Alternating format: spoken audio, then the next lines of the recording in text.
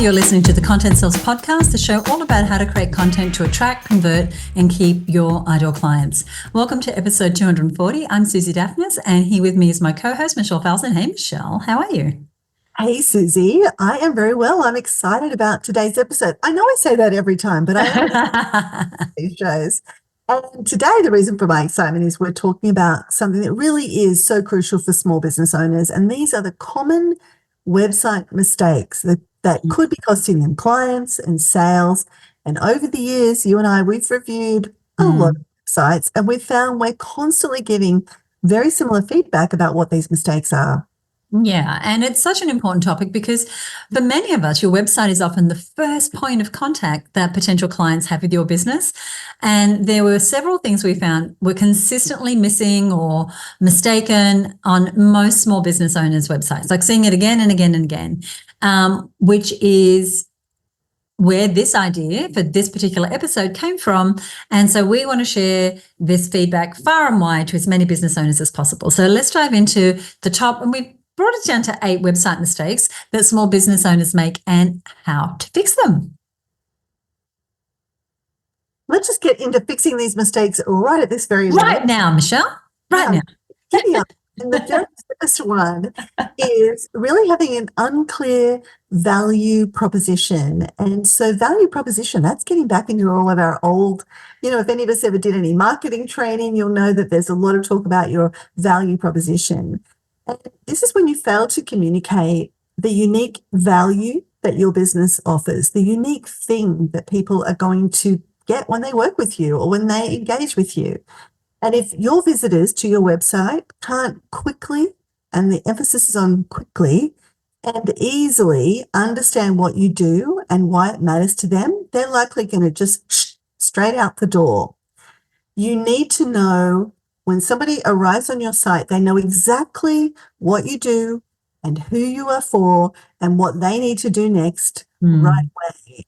There's a wonderful marketing expert, communication expert called Donald Miller, and he kind of talks about the caveman test, that when you arrive on a page, like if a caveman arrived on your website, would they be able to piece together what it is you do? Can we immediately kind of get the gist of what is happening? So if you're thinking about your own website right now and thinking, I'm making my people kind of work for it, then you might need some of the tips that we're about to share with you. So here's 3 quick things that you can do to help mitigate this mistake. The first is you want to have a very compelling headline. Treat your homepage like any form of communication where you direct people's attention to something at the top of the page first. And your headline should immediately tell visitors what you do and why it matters to them. For example, instead of saying, welcome to XYZ company, say, hey, welcome to HerBusiness, where we help women small business owners to grow profitably. So immediately they know you're for women small business owners. So they know you're about helping them grow their business. So you want to kind of really think about that value proposition being super clear in your headline and having people just know exactly where to look on the page. Because I often look at web pages and I don't know where to look. There is so much competing for my attention. A headline will definitely give you a place for people to focus first. The other thing you want to do, just if you are looking at, I've got a very unclear value proposition, is to use visuals. So support your messages with images or videos that illustrate your value. And visuals can help make this kind of unique proposition that you have more real. One of the very best places I like that to be is really at the top of your website, somewhere that before anybody's going to have to decide if they're going to move around on your webpage, they're going to see a visual or a combination of visuals that work in conjunction with your headline to really get this message across. And combined with that is this idea of understanding what you need to do above the fold. Now, many of you may be familiar with this phrase, above the fold, but the idea is it gets back actually to the old direct marketing days when you used to write a letter and you'd fold the letter into an envelope.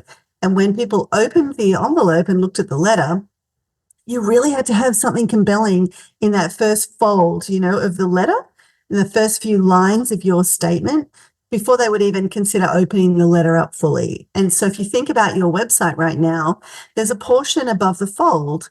Now, it's not where the letter folds anymore, it's where the screen ends.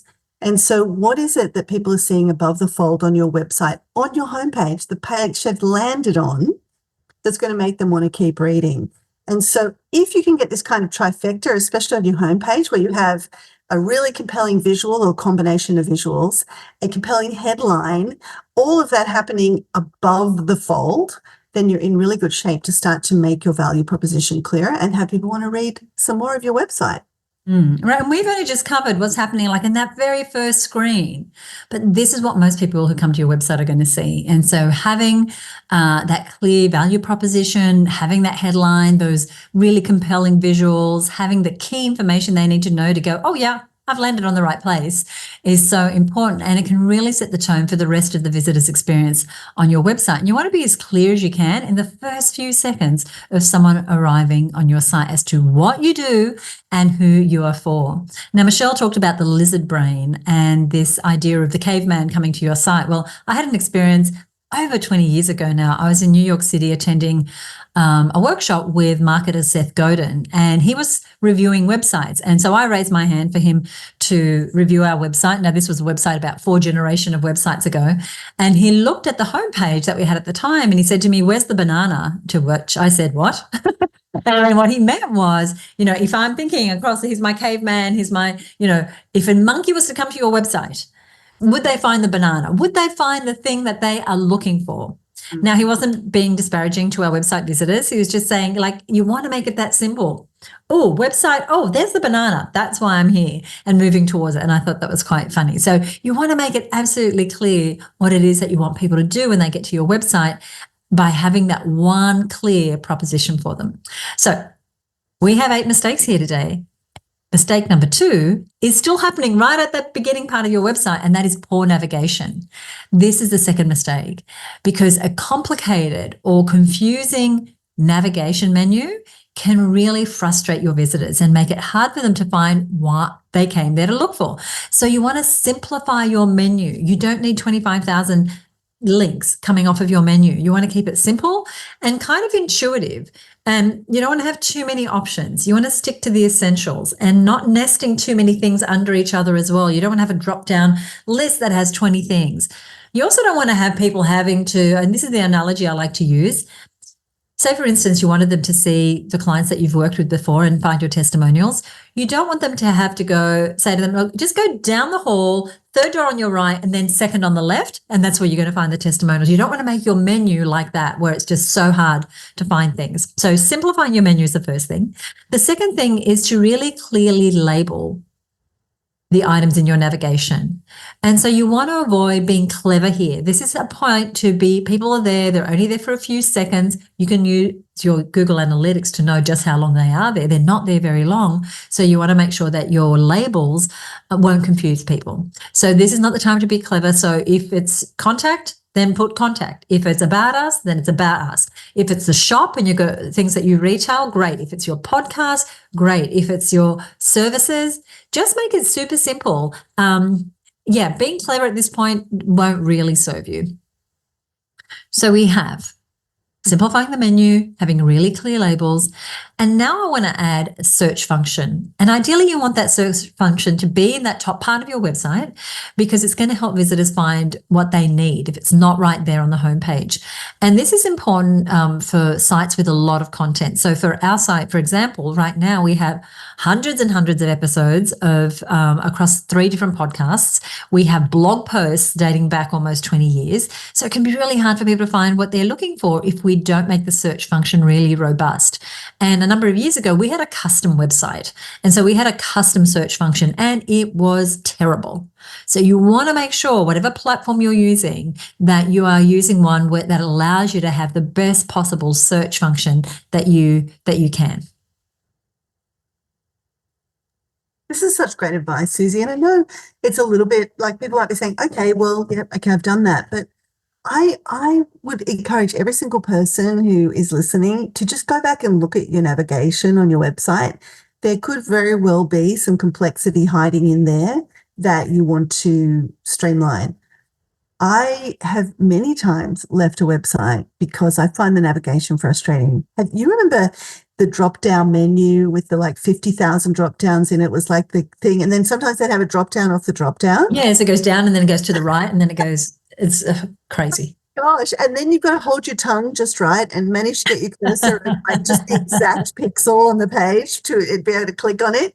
So like, more is not more. And I find myself, I must have said that 5 times already today in different things that I've been doing, but the simplified, very elegant, clear, concise number of items in your navigation is the key to people being able to navigate your website and not bowing out like I have many times. So yeah, I agree with you. A clear and easy to navigate website keeps our visitors happy and helps them find the information they need when they need it. And one other little tip I'd say about that, whether you're starting a new website or you're thinking, hey, I want to maybe change the navigation a little bit on the existing website, think it all through on paper first. It costs so much less to just spend the time kind of designing it, on paper first than trying to change it after it's been coded. And this is that classic, I'd have written you a shorter note, but I ran out of time.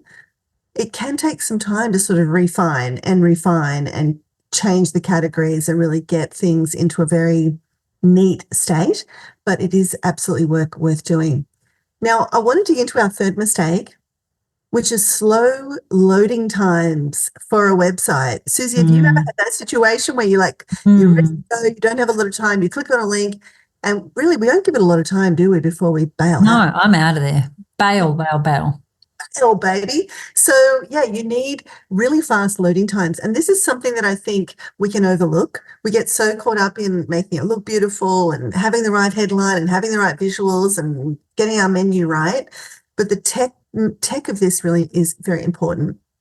A slow website can drive visitors away before they even have a chance to see your content. And honestly, you have milliseconds to get people feeling like they're getting traction. If for any reason I see that little spinning dial of death on my phone or on my desktop, I just think immediately, oh, bad site, something's wrong, I'm out. So you have a very, very short amount of time. So the 3 quick things that you can do if you're looking at your load time on your site right now and thinking, I got to do something about this, is the very first thing is you want to look at your images and your videos on your pages. Are you making the heinous mistake of putting large files onto your web pages? So you want to make sure you're always compressing your files to the smallest size that they can be to reduce load times. And of course, all of this without sacrificing quality. Now, most of us are looking at screens with a 72 DPI, 72 dots per inch. So having these very high resolution images isn't doing you any favors. So look at compressing your files. And if you think, I don't really know how to do that, this is definitely something that's worth paying someone to do for you, whether you get somebody on Upwork or something just to go through and resize or compress all your images for you, or you've got a web person who can do this for you. This is likely costing you sales. This is people not even getting to see your page. So this is definitely worth doing. So optimize images and videos is the first tip. Second is reliable hosting. Now, most of us, I think, would have a reliable host, but if you've got like a legacy system, like maybe you started your website 13 years ago and you hosted it with, your brother-in-law's friend over the road and you've never bothered to change it, now might be the time to look at that and go, you know what, the load time is because I haven't got a higher quality host. And even if you're paying a few dollars extra a month, this is really worth doing. Your hosting provider can have a huge impact on your site's performance. And I know from painful experience what a difference this makes. You can go literally from hell to heaven just by changing your host. And then finally, I'm just going to get techie with you for a moment, which is a real scary thing for me to do because I am not a techie person.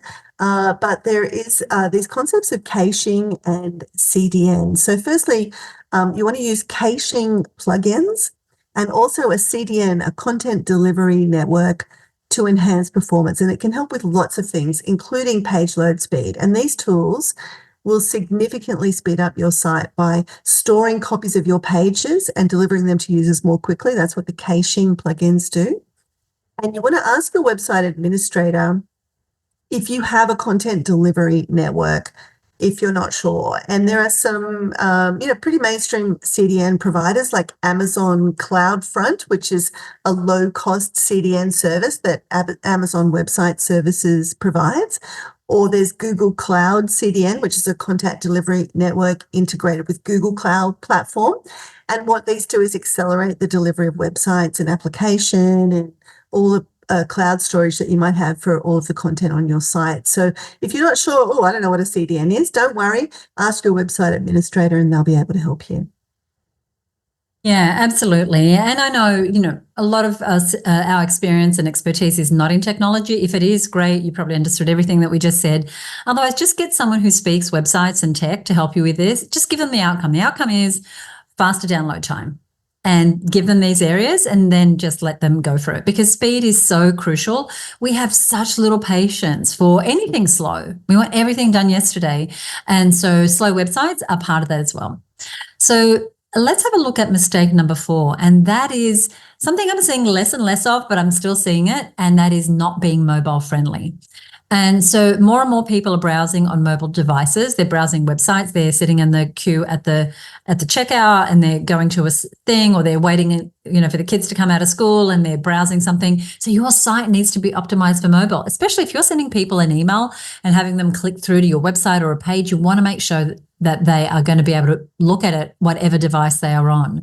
In fact, there's some recent statistics that I have here, and they're from this year. They show that in Australia, we're almost 50-50 right now in terms of how people access the internet.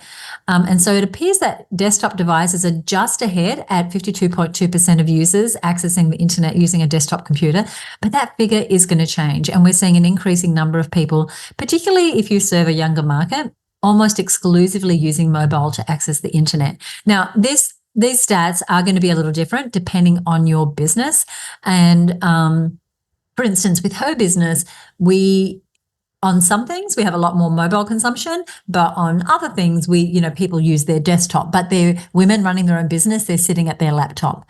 But also depends on your region. So if you serve, for instance, Africa, where mobile is far the majority, you need to take that into account. And so here are some quick tips to help you be more mobile friendly. And these tips apply to your website, but also when you're creating standalone landing pages. Same things apply. One thing is the responsive design, and that is making sure that your site adapts to different screen sizes. So there's not just the Apple range, your phone, your iPads of different sizes, your laptops and your desktops of different, but also across all the platforms and all the different possible devices that people could be looking on. And so these days, a good website creator is creating and testing your site against all these different ways that people might be viewing. The other thing is mobile testing. So regularly test your site and your pages on various mobile devices and making sure everything works as well as expected. So one of the things that can happen is that the order in which items appear on a page when you're looking at it on a big screen get reordered when you're looking on mobile. And so you want to make sure that the important information is in its right hierarchy. And this can really mess up the user experience if you get it wrong. For example, if you have pop-ups on your website, what happens when you go to mobile? Is that pop-up going to interfere with the visitor's ability to navigate the site? Is it going to obscure the information you really want them to see? You don't know that until you go to mobile. And this is something I know we've even forgotten. We'll build a new page or a new site for something and we'll forget to actually test it on mobile. And then when we do look at it, we think, oh, you know what, this really should be reordered because something's being hidden. Or we might turn the pop-up off for a mobile page if we know that sort of page everyone's going to be going to on their mobile. The other thing is to optimize touch elements. And here's what I mean. You want to make sure that buttons and links are easy to tap on mobile devices with our pudgy little fingers. So that means making them large enough and leaving enough space around them to prevent accidental clicks and ensuring that they're not hidden. So I have been on many a site, looked at it on mobile, and the live chat function pops up and it totally obscures the button I'm trying to click to register for something. It's hidden under something else, but you'll only know that if you actually go ahead and you consider these touch elements and you look at it on mobile. That is so frustrating. Can you imagine how somebody would feel if they'd put all the effort into a campaign, they'd run ads, they'd build their page, and then it's like snatching defeat from the jaws of victory, Susie. And it's costing sales, right? right at the point where they want to buy from you, right at the point where they want to click that button, they simply cannot.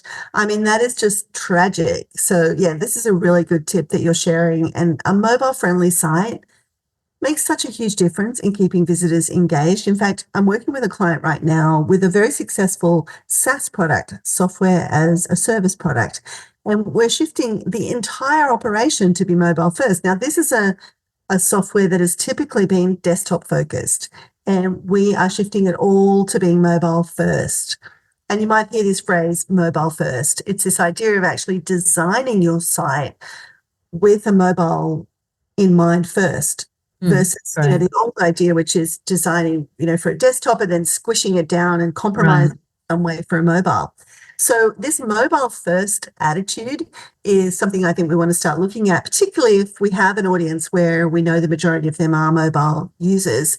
So yeah, back to this SaaS product. It's a huge undertaking. Like, it's really going to take a whole lot of really pulling the whole thing apart and putting it back together again. But it is a sign of this massive shift that's happening in the importance of mobile. So yeah, I loved everything you said there, Susie. And now I want to get onto the fifth of our most common website mistakes that we see that could be costing you sales. And this one is a lack of SEO optimization, search engine optimization. Now, we're talking about optimizing our search engine optimization, so we kind of got the word in there twice. But we do want to optimize this. We do want to make sure that we're taking every advantage of SEO, because what SEO does is there's people out there right now searching for words and phrases that are relevant to the thing you're an expert on, or the solution that you provide, or the problem that you solve. Platforms like Google will send you free leads if you have really optimized your search engine optimization. So a couple of things that you want to do if you are thinking, I have really ignored this, or I used to do it and now I have really taken my eye off the ball. First is you want to use keywords. You want to incorporate relevant keywords naturally, and the emphasis there is on naturally, into your content and also your meta tags. And again, if you're not sure what a meta tag is, you can Google it. You can ask your web administrator for help with this. This helps search engines like Google understand what your site is about, because you think about Google, they want to send quality, they want to give quality results to people so that you can get what you're looking for. Susie, I remember in 1999, a friend of mine saying to me, this was when we used to use Yahoo a lot for search engines. And he said, oh, no, there's this new one. It's called Google. What? What's it called? And he said, Google, Google. And I immediately used it. And I immediately got the quality of the search results was so much better. I never changed, even to this day. Like, that was a shift in behavior that happened on one afternoon, and I never went back. And so search engines know that they live or die by the quality of the search results they give. And so they want to know what your site is about. So let's make it easy for them to know what our site is about. So understanding your keywords, which comes back to your unique value proposition, the things you want to be known for, the concepts and ideas that you want the search engines to know that if they get someone searching on that, they should send them to you. That's some research you need to do, and it's a bit beyond the remit of today's episode. But we've got a great episode with Toon, who is a fantastic SEO expert. And I know, Susie, you're going to give some info on that coming up in a minute. So use keywords, use high quality content. Just creating good content that provides value is one of the very best things you can do to optimize your SEO. The more useful and relevant your content, the better it's going to perform in search results. So again, that just comes back to all the things we share on this show about content marketing. And finally, backlinks. You want to maybe build backlinks from reputable sites to improve your search ranking. And backlinks are like votes of confidence from other sites, and they can significantly boost your SEO. So if an association that you represents your industry is linking to something on your site, or if there's other people providing backlinks to your site that are reputable, that's going to be a good thing for your SEO. Absolutely. Because your SEO, and remember that's your search engine optimization, is really vital for getting found online without having to pay for it. And we do have a great episode of this show with Kate Toon, who is an SEO expert. She was a guest on the show a little while back, and we'll include a link to that episode in today's show notes. If you need to up your SEO game, she is your gal, and we will give you that link a little later on. Let's have a look at mistake number 6, and that is outdated design. And I'm going to add and bad design. Outdated and bad. I'm just going to say bad like that, Michelle, just for the fun of it. So firstly, an old-fashioned website can make your business look really unprofessional, as can a DIY website. So it doesn't have to be an expensive upgrade if this is you. You can get a really economical site made these days that will bring your brand up to the professional level and look and feel what you want. If you're a member of the HerBusiness Network and you're listening, please contact our office. I'll put you in touch with one of our members who can help you create a really affordable website. And here's 3 things that you want to think about if you think or suspect that maybe your design is not great or it's outdated. One is how to have a more contemporary look. So really refreshing your site with a clean, modern kind of design. Now that might involve updating your color schemes, your fonts, your layout. And there's people who are professionals at this. And so if you have got a DIY site and you're not a branding expert and you're not a website expert, it could be great to get someone who really understands those things. It makes such a big difference. And you might want to look at the websites you like. What are they doing? This can be an indicator, bookmarking some of the sites that you like and then going to a designer and saying, hey, I really like what they're doing here. It looks really fresh, really contemporary. Give me one of these. The other thing is that, like anything, there are trends with websites. Now, I'm not one for getting sucked up into trends because they can pass really quickly. But so it doesn't mean that you have to follow every trend, but being aware of what the trends are is really great. Like there was a period where the imagery on a lot of modern sites was very flat. Like if you look at something like a Canva, I can't give you any other examples off the top of my head, the design is very flat. That was a trend for a long time. Or there was a time where everyone was using sliders at the top of the page. So they had these scrolling sliders and then they didn't. And then there was a trend, and it's still happening a little bit now, where the background content moves at a different speed than the content. So there could be movement behind the text, and it gives you this illusion of depth and a more dynamic visual experience. And I'm seeing a lot of sites where there is some movement, not over the whole page, but maybe in that top section above the fold, there might be a little bit of movement in the background. So it's not just a static page. That's a current trend. And you just need to subscribe to a couple of newsletters and you'll know what those are if this is important to you. But if right now you're saying, you know what, I need to refresh, I need to do a new site, look up what some of the trends are, see what you like and what you think works. And the other thing is making regular updates. This is really going to be important for your site not to look outdated, especially if you have people coming back to your site again and again because you're sending them there or because they're finding you organically. And making changes shows that your business is active. There's things happening. For example, on our site, and we'll talk a little more about this, every week we feature one of our amazing HerBusiness Network members, and that post gets put in our blog, but fed to the homepage. And every other week, or at least once a month, we'll change the homepage a little bit. Not the main image, not the main messaging, but there'll be something changing, a new blog post, a new advertisement, something like that, that allows people who've come back to go, oh, okay, something's changed. Oh, there's a new something. And so those regular updates, you don't have to be doing this all the time, and maybe your business doesn't need it. But if you do add content constantly to your site, if you do update it, how could you get that to be reflected on the page that most people see, which is your homepage? Such good advice. I absolutely love this. And you know, what I've been thinking about a lot with websites is people are often like coming to our website proactively. They've found us through a search term they put into a tool like Google, or they got a referral from someone. And so our website is often that first impression place, the place where someone's coming to check us out, or they first meet us or hear us or see us. And honestly, that old design, that outdated design, or as you said, Susie, bad design, is really not a great first impression. It really puts us behind the 8 ball when we want to begin the conversation with people. We want them to move forward and buy from us. So I love what you're saying there. I want to talk about mistake number 7. And this one is a doozy. In fact, the last 2 mistakes that we're going to cover are probably 2 that we both feel the strongest about, that we feel like if you could do any of these things, make sure you're doing these 2 things. And so mistake number 7 is having a weak call to action. And a call to action, or referred to as a CTA, is where you're giving people the thing you want them to do next. Like the name implies, you're calling them to take some action. So you think about, like right now, I don't know why, but I I've got this image in my mind of Mel Gibson in Braveheart. Do you remember that? Yes.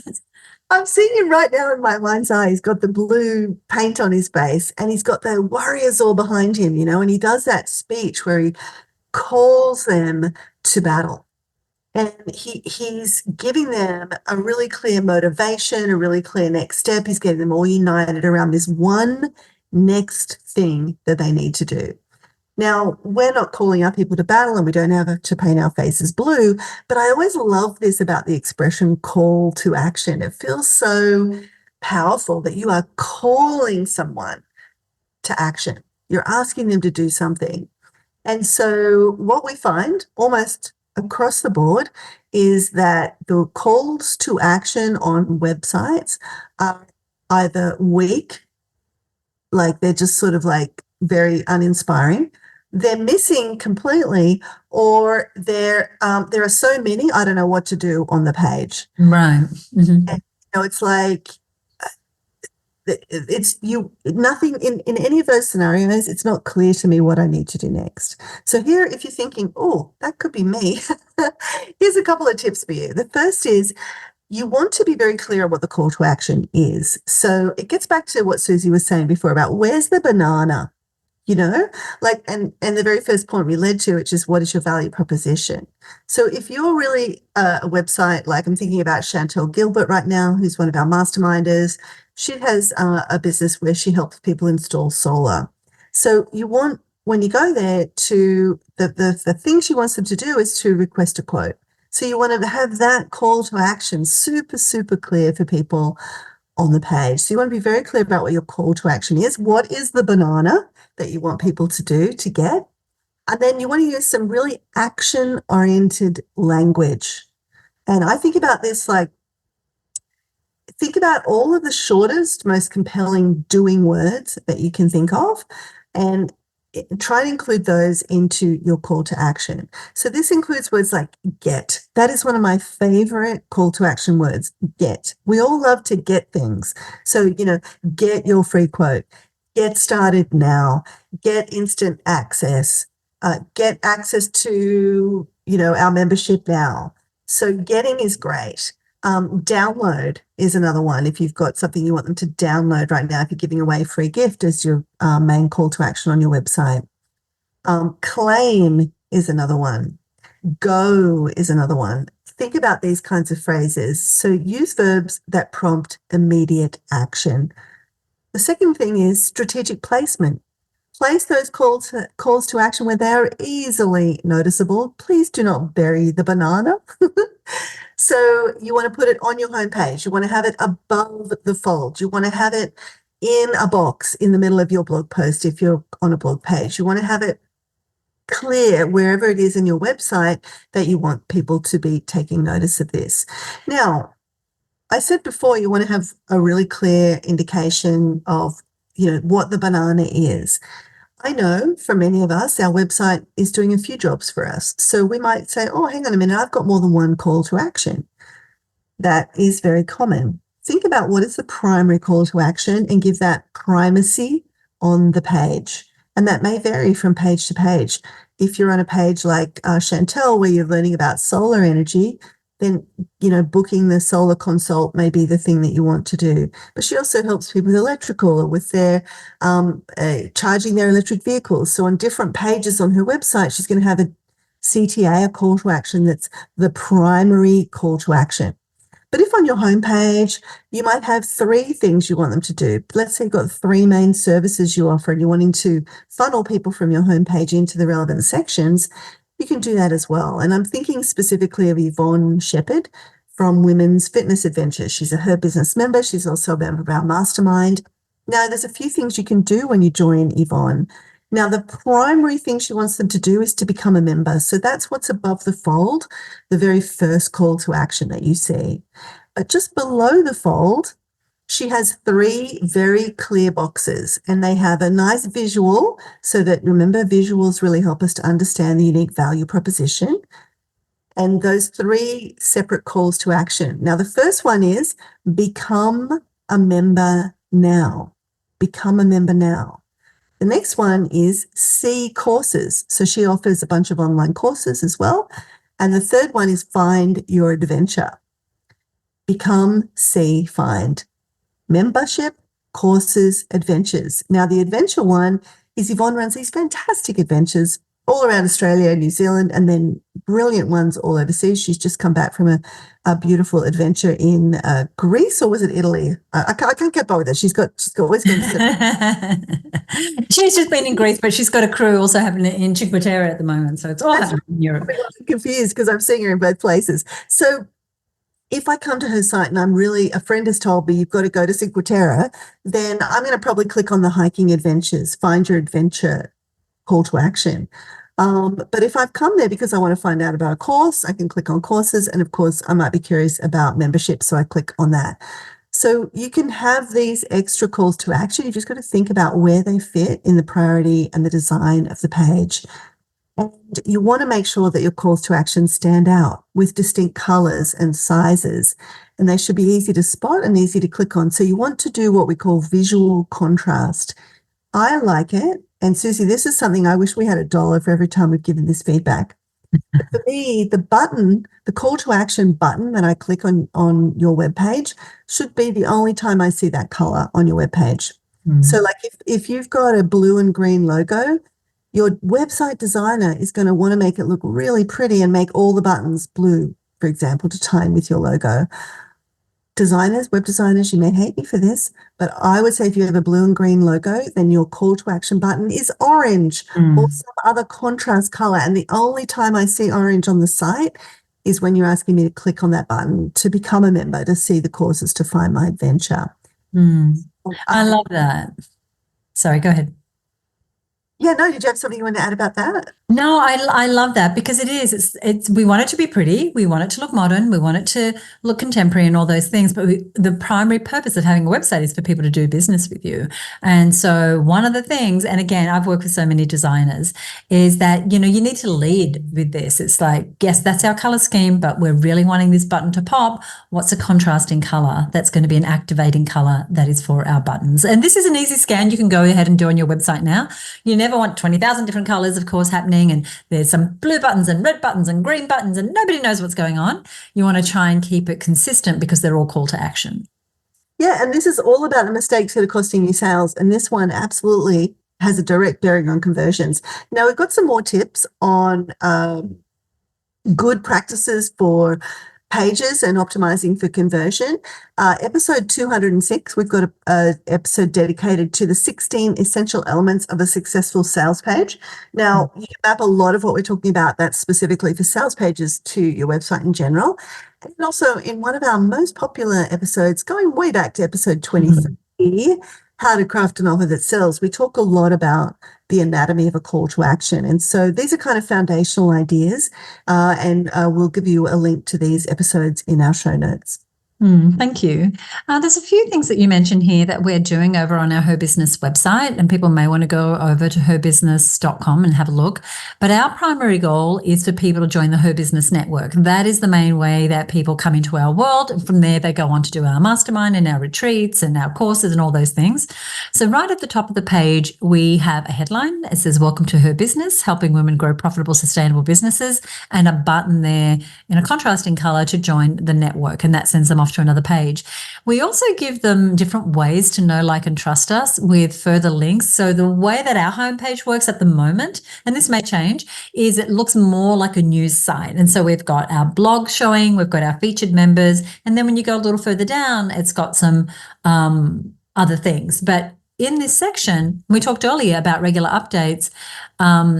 we not only have blog posts that help that page look fresh because they come to the homepage and we change the member every week, but we also have a slot. And you might want to think about this if you're redesigning or designing your website, a place where we can place, an inline advertisement. So it's like a tile that is just below the fold and before other content. Where it is like an ad for any promotions we have running. So if we are running a webinar or the Mastermind is open, or like right now, I think it's promoting the membership, then we can switch out that tile pretty easily on the back end of the site and have whatever it is that we want them to do. Like next month, it's going to be promoting something else. It's going to be promoting something else right there.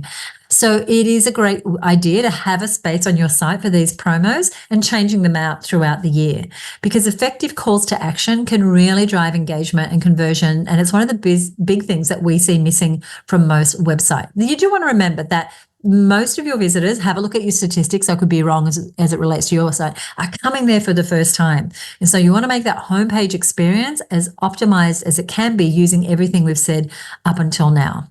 But we have one more thing. And like Michelle said, these last 2 points we actually consider to be the most important of all the mistakes that we've mentioned today. And perhaps the biggest one we see, and we've kept this to the very end, is that thinking your website is your marketing funnel and that your website traffic is going to be enough to grow your business. In most cases, this is not the case. Thinking that website traffic alone is enough to build your business and that your website is the primary place for making sales online is a big mistake. Now, this may be counter to what you've thought so far or what marketing experts might have told you, but here's the thing.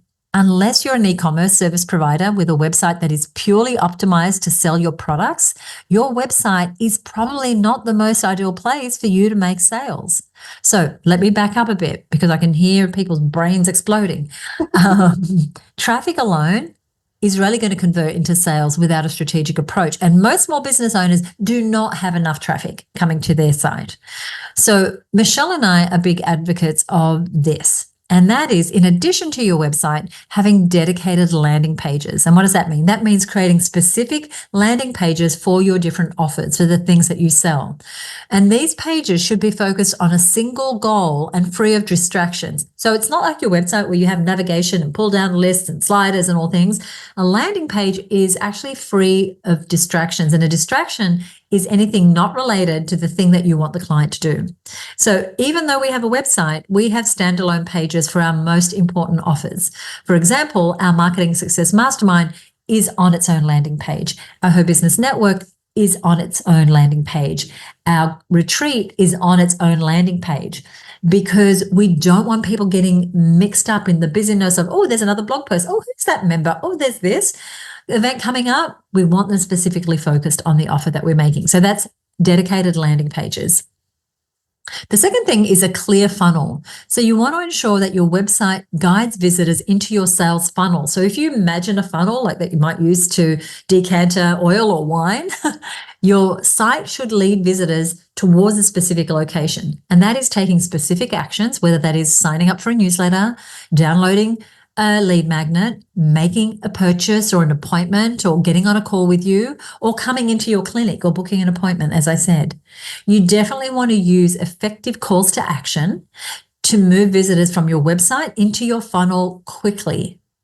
Now, this can include offering something like a free ebook or something free in exchange for an email address. And then as soon as they've downloaded that thing, they've given you their name and their email address, they are right into your promotional funnel. So they are seeing on the thank you page what it is that you want them to do next. Join up to the webinar, book a call, come into the showroom, whatever it is. But you're also then following up with emails. You might be retargeting them with Facebook ads. You want to take those offers to the next level. And so we want to remember our website visitors, it's just vanity to go, oh, well, I had this many visits this month. How many of them entered your funnel? How many email addresses did you get? How many of them did you move to the next stage? And we want to remember that we want to walk people through, take them by the hand and walk them through your sales funnel, giving them the next step and the one after that until they buy from you. Because as we said earlier, the website is often the first place someone may start with you if they've seen you present at an industry conference, or they've listened to your podcast, or they found you on social media, or you met at a networking event. So you want to make the first couple of minutes, and that's really all we have, that they visit your website, making the most of those. Yeah, this is something I just feel so passionately about. Your website, even though we've dedicated this episode to really talking about your website, it really should be a part of a larger strategy that's all about guiding visitors to becoming customers. And I love everything you're saying there, Susie. And there is so much emphasis I find sometimes on a website. People overinvest in their websites, and it's because they think it's going to do so much heavy lifting for them. And unless it's a fully optimized kind of e-commerce site that you're driving a lot of traffic to, people are going straight to a product page and ordering 5 units of something. Like if you're a coach or you're a consultant or you're a naturopath, chances are that you're not getting that many unique visitors per month to your website. And so, oftentimes we'll have somebody say to us, well, can I get your feedback on my website? And one of our questions is, well, do you know how many unique visitors you're getting? And if you're listening right now and saying, I don't know that number, please go and find out that number, because it's very likely, and it's normal, this is not a judgment, it's very likely that it's a small number. Now, you can get that number up by doing search engine optimization, and there are many businesses that do very well getting lots and lots of traffic to their website and then moving them into a funnel. So you do want to be getting that traffic number up, but right now it's likely to be a very small number. Like if you're getting 1,000 unique people to visit your website in a month, even with great calls to action, the conversion rate is likely to be less than 1%.